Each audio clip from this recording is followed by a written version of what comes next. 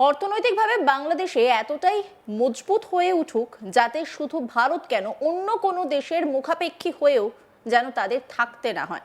কিন্তু তারা ভারতের থেকে সহায়তা নেবে, চাল ডাল বিদ্যুৎ নেবে। যেই বিদ্যুৎ দিয়ে মোবাইল চার্জ করেছে সেই মোবাইল থেকে যদি ভারতকে গালাগাল করে সেটা দেখে সারা পৃথিবী হাসছে। প্রকাশ্যে বাংলাদেশকে চরম হ্যাটা করলেন রুদ্রনীল ঘোষ। বৃহস্পতিবার উত্তর চব্বিশ পরগনার বারাসাতের হরিতলায় একটি অনুষ্ঠানে যোগ দেন অভিনেতা ও বিজেপি নেতা রুদ্রনীল ঘোষ।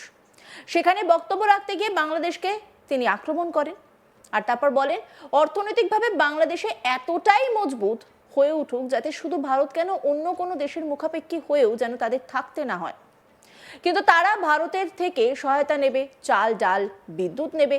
যেই বিদ্যুৎ দিয়ে মোবাইল চার্জ করেছে সেই মোবাইল থেকে যদি ভারতকে গালাগাল করে সেটা দেখে সারা পৃথিবী হাসছে। এই জিনিস বন্ধ হোক। কি বলেছেন তিনি, শুনবো। বাংলাদেশের চরম দুর্ভোগের সময়তেও ভারতবর্ষ কিন্তু দায়িত্ব পালন করতে গিয়ে চাল ডাল এবং বিদ্যুৎ সরবরাহ এখনও তারা পাঠিয়ে যাচ্ছেন এবং বাংলাদেশ গ্রহণ করে যাচ্ছে।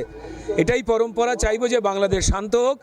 সেখানে হিন্দু ধর্মের যারা মানুষেরা রয়েছেন, সেখানে যারা হিন্দুদের মতোই বৌদ্ধ খ্রিশ্চান যাদের নিপীড়িত করা হচ্ছে, বারবার মারা হচ্ছে, এগুলো বন্ধ হোক। আমরা শান্তি চাই। আমরা দেখতে চাই যে বাংলাদেশ আবার তার সুন্দর চেহারায় ফিরে গেল। এখন তাদের মধ্যে কিছু লোক মান অভিমান করে, কিছু লোক কিছু ভুল কাজ করে যদি সনাতনীদের কষ্ট দেয়, যদি ভারতবর্ষকে কষ্ট দেয়, আমরা চাইছি তারা এই রাস্তা থেকে সরে আসুক। বাংলাদেশ এতটাই মজবুত হয়ে উঠুক যে ভারতবর্ষ কেন অন্যান্য কোনো দেশেরই যেন সাহায্যের মুখাপেক্ষী হয়ে তাদের থাকতে না হয়। তারা ভারতের থেকে সাহায্যও নেবেন, চাল ডাল বিদ্যুৎ নেবেন। আবার যে বিদ্যুৎ দিয়ে মোবাইল চার্জ করলেন সেই মোবাইল থেকে ভারতবর্ষকে যদি তারা গালাগাল করেন, সারা পৃথিবী তো হাসছে। এমনটা বন্ধ হোক। আমরা আর দীপু দাসেদের, আমরা খোকন দাসেদের এই দুরবস্থা দেখতে চাই না। এমনটা বাংলাদেশ ছিল না, নয়ও। নিশ্চয়ই ঠিক হয়ে যাবে বাংলাদেশ। একই সঙ্গে রুদ্রনীল বলেন, ভারত না থাকলে যে স্বাধীন দেশ হিসেবে বাংলাদেশের জন্মই হতো না। তাদের স্বাধীনতার সময় ভারত সহায়তা করেছিল, প্রায় 2 কোটি মানুষকে ভারত সহায়তা করেছিল, আশ্রয় দিয়েছিল, খাওয়া দাওয়া দিয়েছিল, সেনাবাহিনীর অস্ত্র প্রশিক্ষণ সহ যাবতীয় সহায়তা করেছিল। এটা ইতিহাস, কেউ বুঝতে পারবে না। মূর্তি ভেঙে দিলে, ইতিহাস বইকে পুড়িয়ে দিলে ইতিহাসকে মুছে ফেলা যায় না। সেখানকার কিছু মানুষ ভারত বিদ্বেষী কথাবার্তা বলছে, কিন্তু আমার মনে হয় বিভেদ তৈরি করার জন্য তারা এ কথা বলছেন। কি বলেছেন রুদ্রনীল ঘোষ, শুনবো।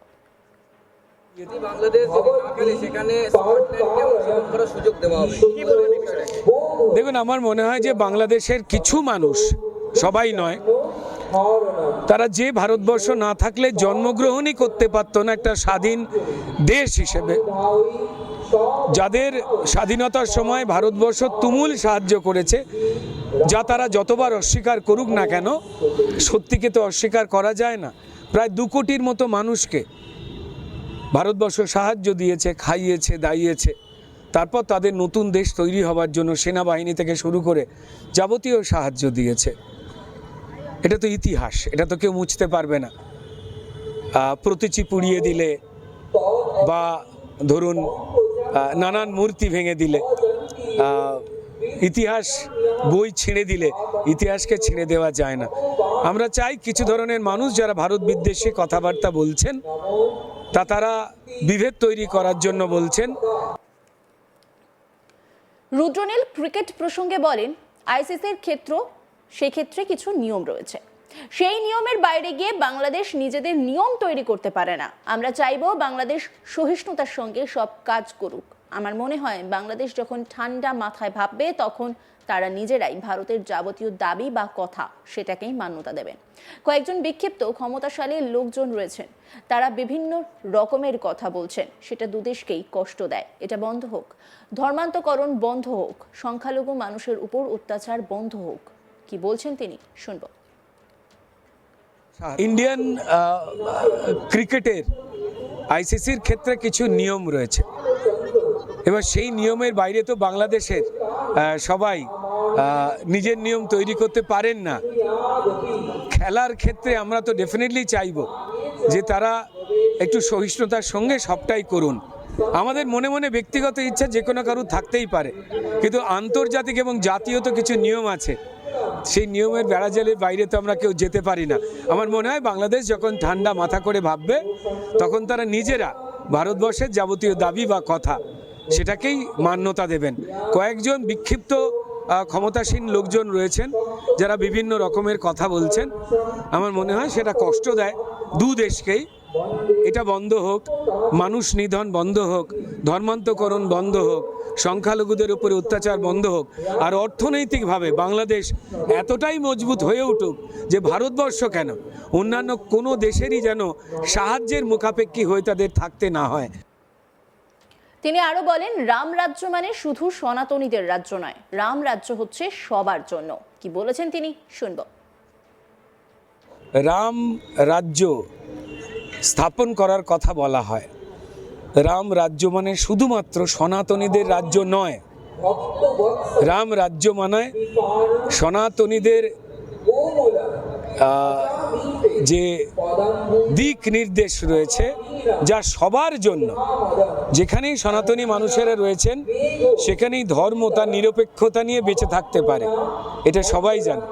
তো ফলত রামচন্দ্র বলেছিলেন, ভগবান শ্রী রামচন্দ্রের কথাই ছিল যে রাজা হওয়া মানে প্রজাদের সঞ্চিত অর্থ ভোগ করা নয়, তা আগলে রেখে পাহারা দেওয়াটাই রাম রাজত্বের আসল কথা।